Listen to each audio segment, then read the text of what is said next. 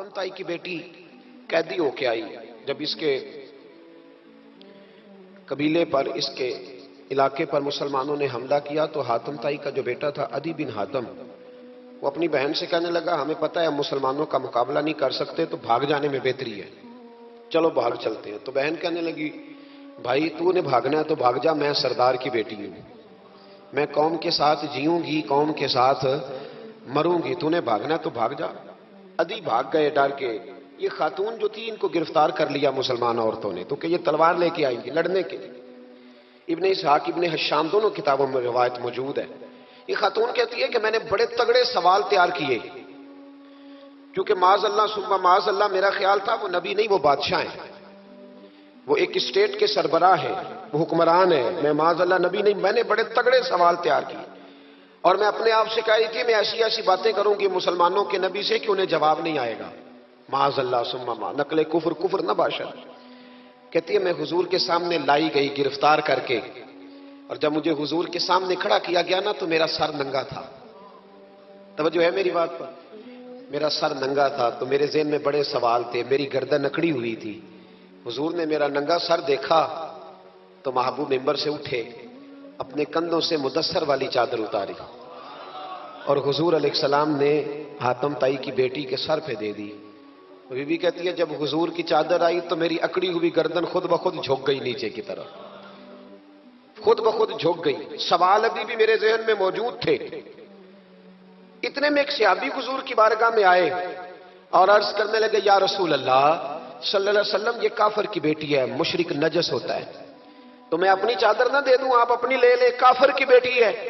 تو محبوب نے اس کی طرف جلال کی نظروں سے دیکھا، فرمایا خاموش ہو جا، بیٹیاں برابر ہوتی ہیں۔ وہ کہتی ہے جب حضور نے کہا نا بیٹیاں برابر ہوتی ہیں تو میرے اندر سے ایک آواز نکلی، میں نے کہا او حاتم تائی کی بیٹی تو غلط تھی، یہ بادشاہ نہیں ہے تو اللہ کے سچے رسول ہیں، بادشاہ تو سخت سزائیں دیتے ہیں۔ کہتے ہیں حضور میرے قریب آئے اور آ کے کہنے لگے تو سردار کی بیٹی ہے، تیرے باپ میں اچھی خصلتیں پائی جاتی تھی، بتا تیرے ساتھ کیا معاملہ کروں، کیا معاملہ، یہ حضور کی پسند ہے، کیا معاملہ کروں؟ تو کہنے لگی میں چاہتی ہوں مجھے آزاد کر دے۔ کہتی مجھے امید نہیں تھی، حضور کہیں گے ٹھہر جا بیٹھ جا، بات کرتے ہیں، مشاورت ہوتی ہے، پھر اس کے بعد کوئی فیصلہ ہوتا ہے۔ کہا آزاد کر دو۔ کہتی حضور نے میرے کہنے پر فوراً ہی اگلا جملہ ہی نہیں کہا، فرمایا جا تو آزاد ہے۔ کہتی ہے میں نے ایک جملہ اور کہا، میں نے کہا میں اکیلی نہیں جاؤں گی، سارا قافلہ آزاد کرو۔ اب تنگی داماں پہ نہ جا، اور بھی کچھ مانگ ہے آج وہ ماہل باتا، اور بھی کچھ مانگ۔ کہنے لگی اکیلی نہیں جاؤں گی، سارا قافلہ سارا قبیلہ آزاد ہو۔ حضور نے فرمایا تو پتہ نہیں کیا سوچ رہی ہے، تو جہاں آئی ہے وہاں سے خالی جاتا ہی کوئی نہیں، سارا قافلہ۔ حضور نے فرمایا بھی اس کے قبیلے کو کھانا بانا کھلاؤ اور سارے ہی آزاد کر دو۔ واپس گھر گئی تو اپنے باپ کو، اپنے بھائی کو بلایا، بلا کے کہنے لگی بھائی وہ بادشاہ نہیں وہ نبی ہے، بادشاہ نہیں وہ، اب تو جن کو فقیر ہونا چاہیے تھا وہ بھی بادشاہ بن گئے، بادشاہ سلامت۔ کہنے لگی میں دیکھ کے آئی ہوں جو بادشاہ نہیں نبی ہے۔ تو عدی کہنے لگا میں عورتوں کی باتوں پہ یقین نہیں کرتا، میں خود جا کے دیکھوں گا۔ میں نے کہا غریبی میرے نبی کی پسند ہے، حضور نے اللہ سے غریبی مانگ کے لی ہے، کہا یا اللہ مجھے زیادہ پیسے نہ دینا، ایک وقت کی روٹی دینا۔ اور حضور فرماتے ہیں رب نے اختیار دیا ہے، اگر میں چاہوں تو خود پہاڑ سونے کا بن جائے اور میرے ساتھ چلا کرے، پر میں نے اللہ سے زیادہ دولت مانگی۔ او بھائی دولت بڑی پیاری ہوتی تو سب سے زیادہ میرے نبی کی تجوریوں میں ہوتی۔ حضور نے دولت بانٹی ضرور ہے لیکن حضور نے اس سے پیار، یاد رکھے ہم تو پاگل ہو گئے پیسوں کے پیچھے بھاگ بھاگ، جو سڑک پہ ادھر جا رہا ہے وہ پیسے دینے جا رہا ہے، جو ادھر جا رہا ہے وہ لینے جا رہا ہے، پیسے کا ہی چکر ہے، سارا پیسے کا ہی چکر ہے۔ کہتے ہیں میں مدینے آیا تو میں نے نبی پاک علیہ السلام کو غلاموں کے ساتھ کچی زمین پہ بیٹھے دیکھا، اور غلام بھی کون، ایک طرف حضرت بلال حبشی بیٹھے اور دوسری جانب حضرت عمار بن یاسر بیٹھے، اتنے حضور بیچ بیٹھے، کھانا کھایا جا رہا ہے۔ اور حیران میں اس وقت ہوا جب اسی پلیٹ سے نبی پاک بھی کھا رہے ہیں اور بلال حبشی بھی کھا رہے ہیں ساتھ بیٹھ کے حضور نے۔ عدی کہتے میرے دل پہ چوٹ لگی، میں نے کہا نہیں یار یہ بادشاہ نہیں، یہ بادشاہ جو اس طرح غریبوں کے بیچ بیٹھ کے روٹی کھائے، ہمارے تو بادشاہ غریبوں کے حق میں تقریر کرتے ہیں نا، ویسے ان سے پوچھو کہ اس گاؤں سے ڈنگے کا کرایہ کتنا ہے، اور پھر ڈنگے سے لالے منہ سے کا کتنا ہے ان کو کوئی پتہ نہیں. ان چودھریوں کو بچوں کو کھڑے کر کے پوچھو کبھی چنے کی دال کا بھاؤ کیا ہے, کدی آندھی ہوئے تو بتاؤ گے نا. ان کو کیا پتا, ان کے گھر میں تو آ جاتی, اللہ جانے کہاں سے آتی ہے, ہم بدگمانی نہیں کرتے. لیکن حضور ایک پلیٹ میں کھانا کھا رہا. ادھی کہتا میں سمجھ گیا یہ بادشاہ نہیں. پھر میرے دل میں شیطان نے وسوسہ ڈالا. میں نے کہا مسجد کچیا ہو سکتا ہے, مکان بڑا پکا ہو, بنگلہ بڑا عالی شان ہو. حضور کی عادت مبارکہ تھی جب کوئی مہمان آتا تھا تو یا مسجد میں اصحاب صفہ کے ساتھ رکھتے تھے یا کسی صحابی کو دے دیتے تھے, وہ اپنے گھر لے جاتے تھے.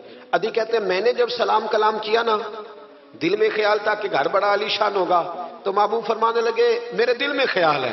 دیکھیے میرے نبی کو اللہ نے کتنا علم غیب عطا فرمایا ہے. کہتے ہیں میرے دل میں خیال ہے. مصطفیٰ کریم فرمانے لگے یار تو یہاں نہ بیٹھ, چل میں تجھے گھر لے چلتا ہوں. خیال آیا مسلمان نیک و بد پہچان جاتے ہیں اور محمد آدمی کے دل کی باتیں جان جاتے ہیں صلی اللہ. ادی بن حاتم کہتے ہیں حضور مجھے لے کے چلے. جب نبی پاک گھر کی طرف لے کے چلے تو رستے میں ایک بوڑھی اماں مل گئی, پھٹے پرانے کپڑے. کہنے لگی یا رسول اللہ میں آپ کی طرف ہی جا رہی ہوں, ضروری کام ہے. تو حضور نے فرمایا چل تو جا رہی تھی, میں خود جو آ گیا ہوں. ادی کہتے ہیں چوک میں اس بوڑھی نے حضور کو کھڑا کر لیا. کبھی دیکھے آپ نے اپنا وزیر چوک میں کھڑا؟ آپ کو اسی ایم پی کدی نہیں دیکھا, وزیر تو دور رہ گیا. چوک میں کھڑا کر لیا نبی پاک صلی اللہ علیہ وسلم, اور وہ بی بی اپنے دکھڑے سنانے لگی. کہتے قربان جاؤں وہ دیر تک باتیں کرتی رہی اور نبی پاک سنتے رہے.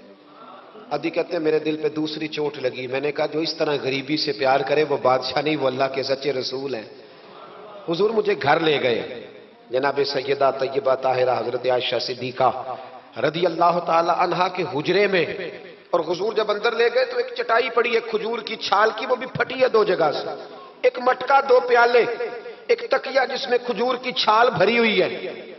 کہتے حضور مجھے لے گئے. میں نے محبوب کا وہ مکان جنت نشان, میں نے وہ مکان دیکھا جہاں حضرت جبریل حاضری دینے آیا کرتے. میں نے وہ مکان دیکھا جس کے دروازے پہ 70 ہزار فرشتے ڈیوٹی کرتے. میں نے وہ مکان دیکھا. کہتے میں حیران ہو گیا. حضور مجھے بٹھا کے گئے دوسرے کمرے میں, اور وہاں سے حضور سرکہ لائے, کھجورے لائے, تھوڑا سا کھانا لائے. کہتے میرے سامنے رکھا. اب میں نے اس کھانے کی سادگی کو بھی دیکھا.